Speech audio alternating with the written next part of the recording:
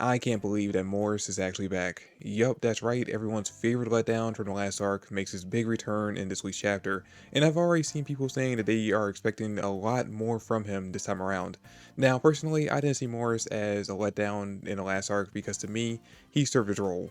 He was basically supposed to be just a plot device to continue the Cleveland patrol after the three Dark Triad members get defeated, and he did exactly that. But hey, I get it. A lot of fans out there were expecting and hoping for more from him in the last arc. I was expecting the exact same things from Dorothy in the last one.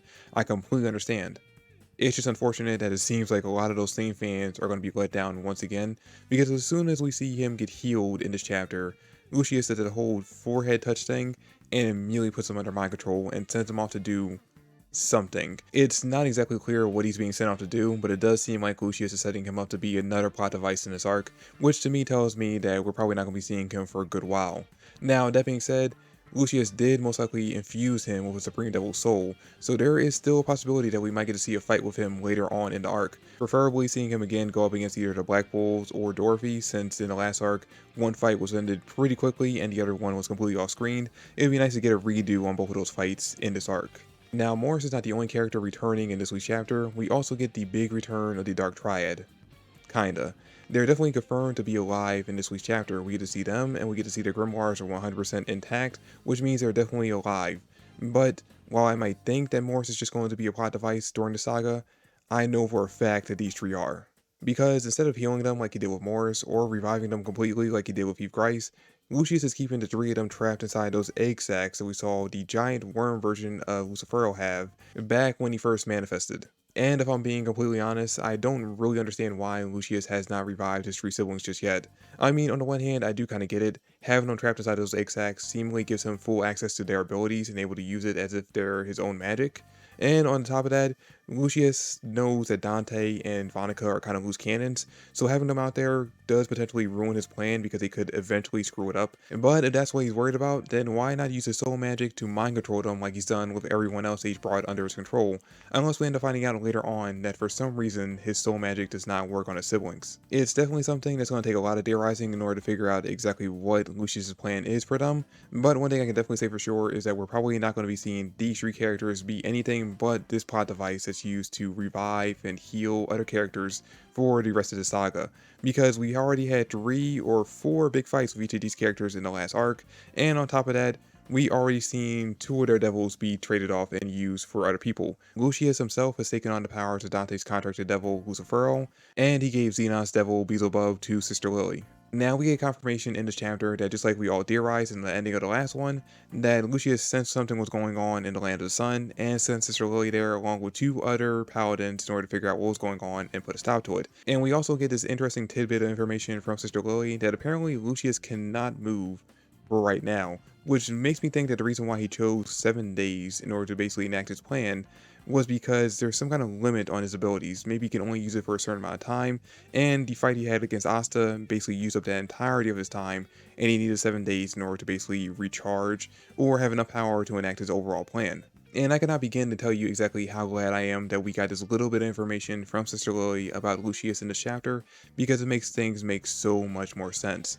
Like me personally, I was questioning why Lucius was waiting 7 days in order to enact his overall plan of turning all of humanity into true humans, when he possibly could have done it a lot sooner. But the idea that he actually has to sit down and recharge his abilities in order to enact his plan make things make so much more sense and makes his plan a lot more viable.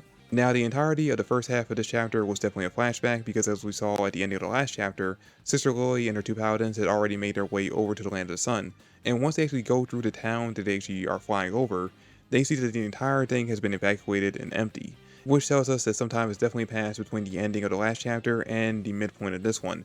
And what I'm guessing happened in between chapters is that since Ryu sensed the 3 of them coming, he was able to basically use the Reason 7 to basically evacuate the entirety of this town, knowing that they would show up there, in order basically to fight without having to worry about civilian casualties.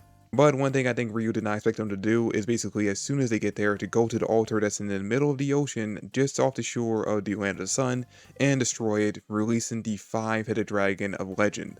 Which, by the way, the sequence right here when they destroy the altar definitely confirms that one of the paladins is definitely Heath Grice because he uses the same ice magic that Heath did back when Asta fought him in the beginning of the series. Also, we get a name for the other paladin that looks like Revchi, but we definitely confirm it's not him because he has a different name than Revchi in this chapter.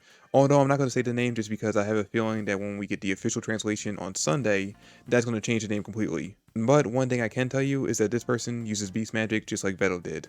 And it's the beast magic that they use in order to wake up the five-headed dragon from his eternal slumber.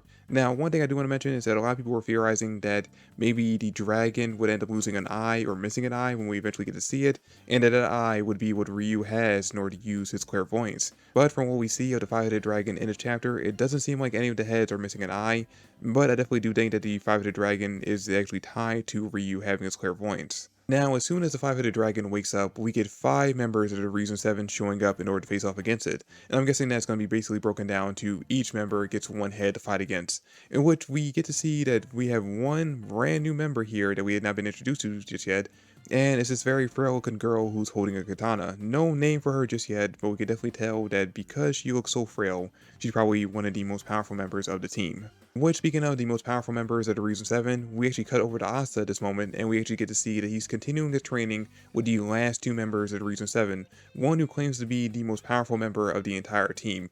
And while this guy definitely looks tough and he's definitely putting a hurting on Asta, a lot of fans have pointed out that the person in the background, who most likely is the final member of the Reason 7, is probably the more powerful one of the two.